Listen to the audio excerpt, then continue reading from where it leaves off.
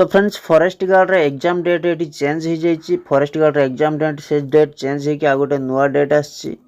तो सेटा आम डिस्कसन करवा जे आपंकर फॉरेस्ट गार्ड एग्जाम केबे हबो को मासरे हबो तार डिस्कसन करवा। Orissa subordinate staff selection commission तरफ आपंकर ये अपडेट टी आसी। तार एग्जाम रिक्रुटमेंट कैलेंडर रे आपंकर चेंज करा जाइए।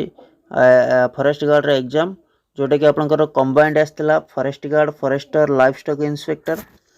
तो से माने जो माने एग्जाम दवापाई प्रिपेरेशन होचंती फॉर्म अप्लाई करथिले ठीक अच्छे निश्चय से बहुत बड़ अपडेट टे रहिबो। तो वर्तमान आम जब देखा एग्जाम कैलेंडर रे तो सबू चेंज कराई। तो ये आपण मैंने देखिपे combined recruitment examination under 2023 life stock inspector forester forest guard. Life stock inspector आपंकर 719 टी पदवी थिला। फॉरेस्टर 316 टी पोस्ट थिला। फॉरेस्ट गार्ड रे 1677 टी पोस्ट थिला।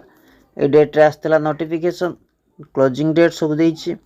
एटी हमर मार्च रे आपनकर एग्जाम होबार थिला किंतु एटा रीशेड्यूल करा है कि कैलेंडर चेंज करा है जोटा कि आपनकर हबो केबे ना मे 2024 रे हबो आपनकर एग्जाम ठीक अच्छे। मे मास रे एग्जाम करा जिवो। तो सेटा को नै कि आपनकर अपडेट रहउछि। तो जोटा कि फॉरेस्ट गार्ड फॉरेस्टर एग्जाम मार्च रे हबार थिला तो आ मार्च रे हबोनी टोटाल मे रे हबो आपनकर एग्जाम ठीक अच्छे। काहे कि नै जो इलेक्शन रही इलेक्शन पाई ये डेट को रीशेड्यूल करा जाइए। तो जो माने प्रिपरेशन होउथिले आपण मानक पे टाइम मध्य मिलुछि अधिका टिके प्रिपरेशन होवा पई। आ जो माने प्रिपरेशन हेइ नथिले से मानक पे बहुत बड़ खुशी कथा जे जदि से माने भलो भाबरे प्रिपरेशन हेइ परिबे आउरी मध्य। तो एटा थिला अपडेट ता सहित एठी डेट मध्य रिटन डेट आपनकर डॉक्यूमेंट वेरिफिकेशन सब डेट मध्य मेंशन करा जाइछि।